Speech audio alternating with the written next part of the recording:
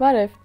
Գիտնականներին հաջողվել է հաստատել այն, ինչի մասին կենսաբանները խոսում էին տասնամյակներ շարունակ։ Որոշ միաբջիջներ ձևավորում են կենդանի էլեկտրական ցանցեր։ Այո, ոչ թե այլաբանական, այլ ուղիղ իմաստով։ Միկրոսկոպիկ արարածները էլեկտրական հոսանքը միմյանց են փոխանցում փոքրագույն կենսաբանական հոսանքալարերի նման։ Խոսքը երկու հնագույն միաբջիջ արարածի մասին է՝ անաերոբ մեթանաթթվեցնող արքայների ու սուլֆատ ռեդուկցիայի ենթարկվող մանրէների, որոնք բնակվում են ծովի հատակին։ Միասին այս միաբջիջները կարողանում են անել գրեթե անհնարինը՝ թթվեցնել մեթանն առանց թթվածնի մասնակցության, սակայն որպեսզի պրոցեսը տեղի ունենա, արքայներն ու մանրէները պետք է միմյանց հետ կիսվեն էլեկտրոններով, այսինքն մի օրգանիզմը տալիս է էլեկտրոնը, մյուսն այն ընդունում է, ինչը նշանակում է, որ նրանց միջև պետք է գոյություն ունենա էլեկտրական կապ։ Մինչև հիմա դա միայն ենթադրություն էր։ Ի վերջո ծովի հատակին կան հոսանք հաղորդող բազմաթիվ նյութեր, միներալներ, աղեր, մետաղներ, չափել արդյոք միաբջիջները նույնպես հոսանք են հաղորդում գրեթե անհնար էր։ Ու ահա, ԱՄՆ-ի, Չինաստանի եւ Գերմանիայի գիտնականների միջազգային խումբը խնդիրը լուծել է հանճարեղության աստիճան բարձ եղանակով։ Նրանք արքայների եւ մանրէների այս կուլտուրաներն աճեցրել են լաբորատորիայում, առանց հատակային նստվածքների եւ կողմնակի մասնիկների, մաքրագույն կենսազանգված, բաղկացած միայն տվյալ արքայներից ու տվյալ մանրէներից, ապա այդ կենսազանգվածով բաց են թողել էլեկտրական հոսանք։ Արդյունքը հետաքրքիր է։ Կենսազանգվածը իրոք էլեկտրականություն է հաղորդել, անգամ երբ շուրջ բոլորը չի եղել ոչ մի Սա նշանակում է, որ իրենք բջիջները ձևավորում են միասնական կենդանի էլեկտրական ցանց, որում էլեկտրոնները հոսում են մի բջջից մյուսը։ Հասկանալու համար կոնկրետ ինչպես է դա տեղի ունենում, գիտնականները տաքացրել են նմուշները, սպիտակուցները մակարդվել են ու էլեկտրահաղորդականությունն անհետացել է, ապա նրանք ֆիքսել են միաբջիջներին ֆորմալդեգիդով։ Օրգանիզմները մահացել են, սակայն սպիտակուցների ստրուկտուրան մնացել է նույնը ու հոսանքը կրկին շարժվել է։ Եզրակացությունն այն է, որ էլեկտրականությունը հաղորդում են ոչ թե ինչ-որ միներալներ, այլ բջիջների սպիտակուցները։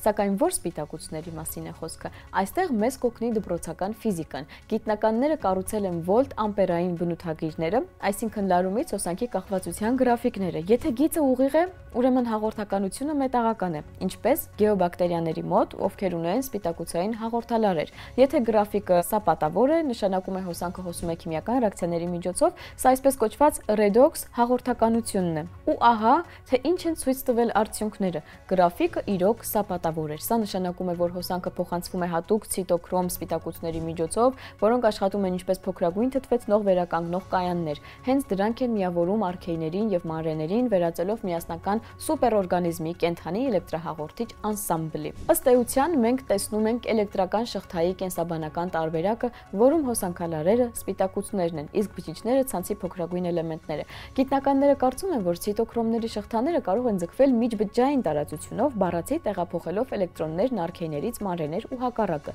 Ինչու է այս հայտնագործությունն այդքան կարևոր, որովհետև նմանատիպ կապերը կարող են մոդել լինել սիմբիոզի հնագույն ձևերի համար։ Հենց այսպիսի ձուլման արդյունքում կարող էր առաջացած լինել առաջին էուկարիոտիկ բջիջը բոլոր բարդ օրգանիզմների, այդ թվում մարդու նախնին։ Եթե արքայներն ու մանրէները կարող են միավորվել ու ձևավորել էլեկտրական համայնքներ, նշանակում է բնությունն իր տրամադրության տակ ունի էվոլյուցիայի ավելի լայն հնարավորություններ, քան մենք կարծում էինք։ Գիտնականները գտել են օվկիանոսային ածխաթթու գազը պլաստիկի վերածելու նոր միջոց, ընդ որում խոսքը ոչ թե սովորական պլաստիկի մասին է, այլ նրա, որ կարող է ամբողջությամբ տրոհվել բնության մեջ։ Գաղափարը, որը սկզբում հնչում էր գիտական ֆանտաստիկայի նման, իրականություն է դարձել Չինաստանի գիտությունների ակադեմիայի լաբորատորիաներում։ Օվկիանոսներում լուծված է 150 անգամ շատ ածխաթթու գազ, քան երկրի ամբողջ մթնոլորտում։ Այս ավելցուկի պատճառով մեծանում է ջրի թթվայնությունը, ոչնչանում են կորալներն ու խախտվում ծովային էկոհամակարգերը։ Սակայն հիմա ածխածնային այդ բալաստը կարելի է վերածել ռեսուրսի։ Տեխնոլոգիան ստացել է Direct Ocean Capture անվանումը ու այն ենթադրում է ծովի ջրից ածխաթթու գազի ուղղակի կորզում։ Նախկինում այդպիսի նախագծերը համարվում են կորստաբեր ֆինանսական առումով։ 1 տոննա ածխաթթու գազ կորզելը արժենում էր $373 ու ելքում գրեթե ոչ մի եկամուտ չէր բերում։ Չինացի գիտնականները կորզման արժեքը հասցրել են մինչև 1 տոննայի համար $230 ու ինչն ավելի կարևոր է, սովորել են ստանալ արժեքավոր քիմիական հումք։ Ամեն ինչ սկսվում է է էլեկտրաքիմիական ռեակտորից։